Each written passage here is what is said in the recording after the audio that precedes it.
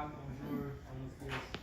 Um, the title of my paper is A Company That Learns Together, Incorporating Continuing Education and Professional Development into an Organizational Design.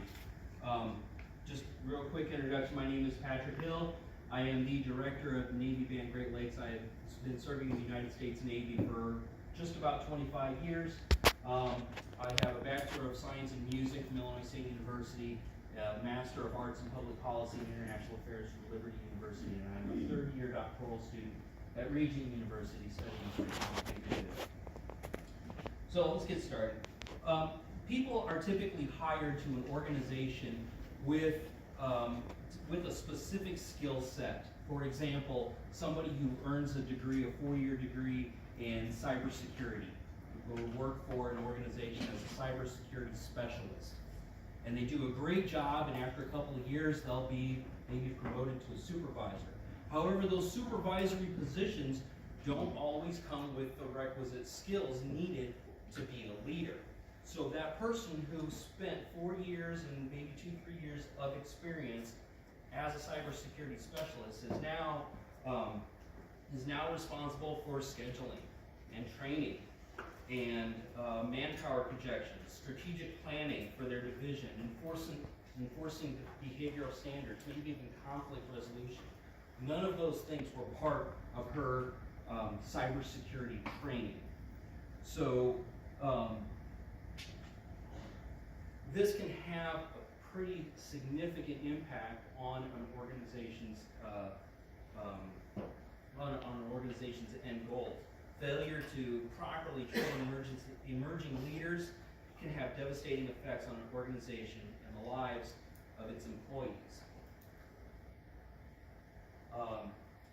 And we've seen this in organizations quite frequently.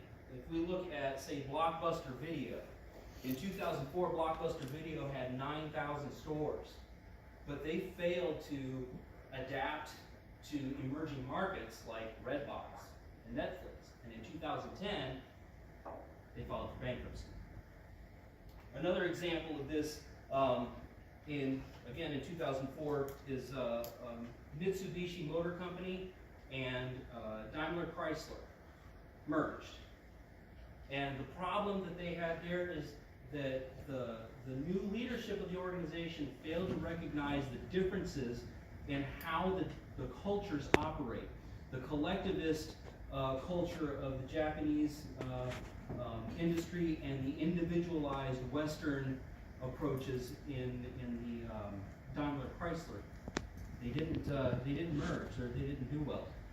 At about that same time, Nissan Motor Company and Renault merged, and the CEO of the merger formed cross-cultural teams and cross-functional teams that focused on the differences, capitalizing on not just the differences between the two cultures, but the strengths.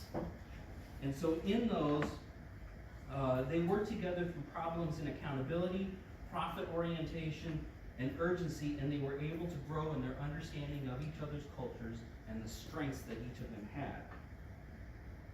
Nissan Renault took the time to train its employees on the cultural differences, while Mitsubishi Daimler Chrysler focused on cutting costs and streamlining production.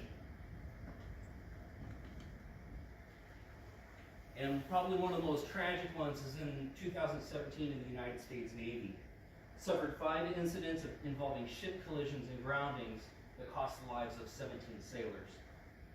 The resulting investigation found that the quality training and warfighting readiness took a back seat to the operational tempo of the 7th Fleet. The crews were suffering from extreme exhaustion from the operational tempo. The ships were in bad need of maintenance, and the crews were in need of training and rest. The Navy had not ensured that all the sailors were qualified to stand certain watch stations before assigning them to those watch stations. And this was partly due to the pressures that ship captains and combatant commanders put on their crews to articulate the ship's readiness to get the ships underway. Admiral Phil Davidson, who at the time was the commander of U.S. Fleet Forces Command, was put in charge of the investigation of these incidents. And he is quoted as saying, under pressure to perform and feeling ill-equipped to succeed, some leaders can stop listening to their teams when feedback appears to detract from their immediate goals. I'm going to read that again because that's important, especially for us as leaders. Under pressure to perform and feeling ill-equipped to succeed, some leaders can stop listening. To their team when feedback appears to detract from their immediate goals. Interviews revealed that crews perceived their commanding officer was unable to say no, regardless of unit level consequence. And in this case, the consequence was the lives of 17 sailors. All right.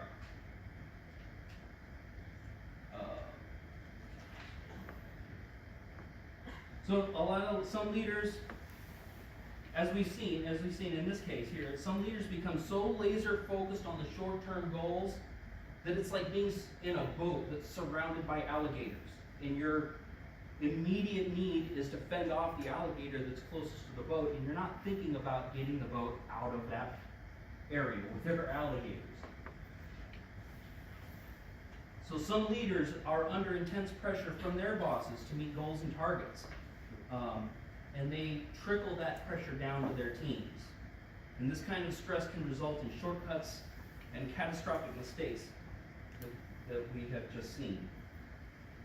Leaders need employees to have the courage and safety to speak up when decisions may result in physical, financial, or ethical harm to the organization.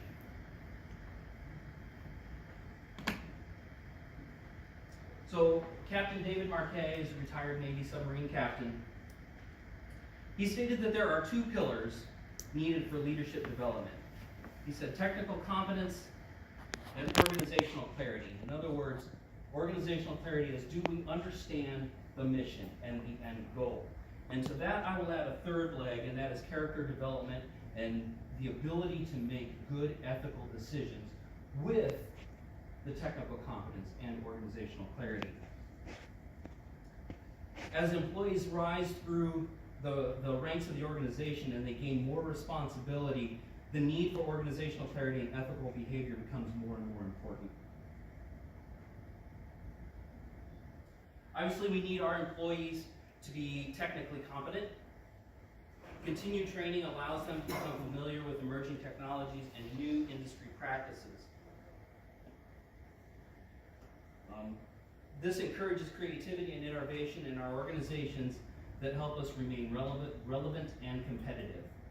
As our employees become more technically competent, leaders can feel confident in delegating decision-making down to the lower levels where, to the people who have the most information to make those decisions. Captain Marquet says to move the authority to make the decision to the person who has the most information about that decision.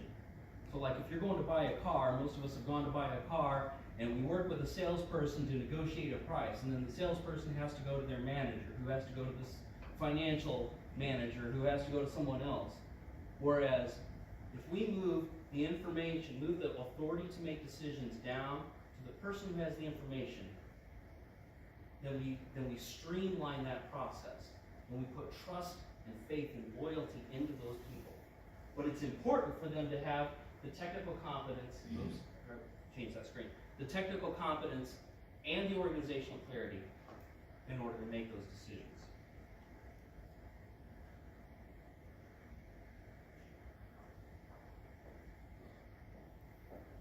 Okay. As employees climb through the organization's ladder, it's not enough to know the mission of the company, or the why, as Simon Sinek puts it. They must consider the long-term effects of each decision in the big picture. This understanding of roles in the big picture gives employees at all levels a sense of ownership and the loyalty needed for that organization. Character. So, in the first Spider-Man movie, Ben Parker says, with great power comes great responsibility. And the more responsibility a person has, the higher the potential for ethical failures. And we've seen this time and time again in a lot of organizations. The Bathsheba syndrome details some reasons why otherwise ethical people engage in unethical behaviors when they get into positions of power. We've seen several high-ranking officers in the U.S. Navy come under fire for taking bribes in the Glenn Defense Marine scandal. David Petraeus, a decorated combat general and the head of the Central Intelligence Agency, resigned in disgrace after disclosing classified information to his mistress.